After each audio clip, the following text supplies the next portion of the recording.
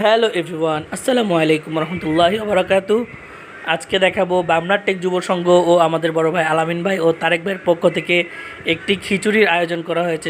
তো রান্না শুরু হওয়ার আগে চলুন আমরা দেখে আসি, যারা রান্নার দায়িত্বে আছে তাদের মুখে একটু বক্তব্য নিয়ে আসি, তারা কীরকম হ্যাপিনেস নিয়ে রান্না করতেছে।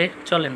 ফরিদ ভাই, বলো। বামনার টেক যুব সংঘের উদ্যোগে একটা খিচুড়ি আয়োজন করা হয়েছে। রান্না তো দেখলাম ভালোই চলতেছে, এখন তোমার মতামত কি, কিরকম হবে?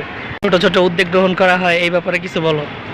হ্যাঁ, ইনশাল্লাহ ভালোই হবে, যেহেতু এখানে ছোট ভাইরা আছে, বড় ভাইরা আছে, সব আমরা একত্রিত হওয়ার পরে দেখা যাচ্ছে যে সবার ভিতরে কোনো দ্বন্দ্ব থাকলে বা কোনো ঝগড়া থাকলে সেটা শেষ হয়ে যাবে। সবাই একত্রিত হয়ে খাওয়া দাওয়া করবো, ইনশাল্লাহ ভালোবাসাটা, মহব্বতটা সব।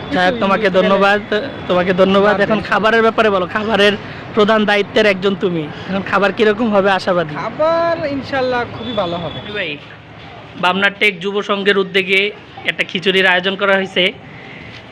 এই আয়োজনের প্রধান রান্নার কাজে তোমাকে দেখা যাইতেছে, তো কি মনে হচ্ছে রান্না কিরকম হতে পারে?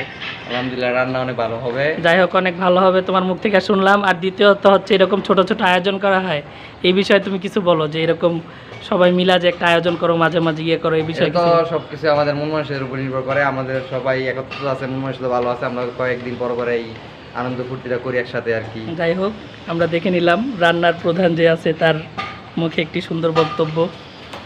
আমরা এখন রান্নার দিকে আবার চলে যাচ্ছি। তো বিভিন্ন ধরনের মশলা দিয়ে হাঁড়িতে কষানোর পর এখন দিয়ে দেওয়া হবে মুরগি। তো মুরগি নিয়ে আসতেছে প্রায় 15 কেজি, রনি ভাইয়ের হাতে আছে 7 কেজি, আর পিছনে আরও একজন নিয়ে আসতেছে ধোয়ার পরে।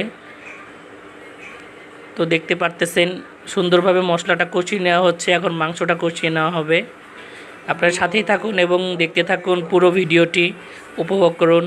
এবং আরও চলে আসলো 8 কেজি মুরগি, সর্বমোট 15 কেজি মুরগি। এই 15 কেজি মুরগি আগে ভালো মতো কষিয়ে রান্না করার পরে চাউল এবং ডাউল এবং বিভিন্ন ধরনের সবজি দেওয়ার মাধ্যমে খিচুড়ির আয়োজনটা চলবে। তারপরেই আমাদের যেই মাংস কষানোটা থাকবে ওইটা খিচুড়ির ভিতরে দিয়ে দেওয়া হবে।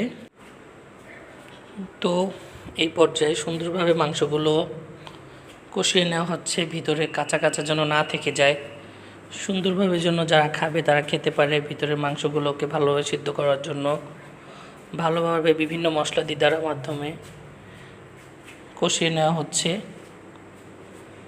ভালোভাবে নেড়ে নেড়ে ভেজে নেওয়া হচ্ছে এবং আগুনটাকে বাড়িয়ে দেওয়া হচ্ছে। তো দেখতে দেখতে আমাদের মাংস রান্না প্রায় শেষ। মাংস রান্না প্রায় যেহেতু শেষ হয়ে গেছে, তো এখন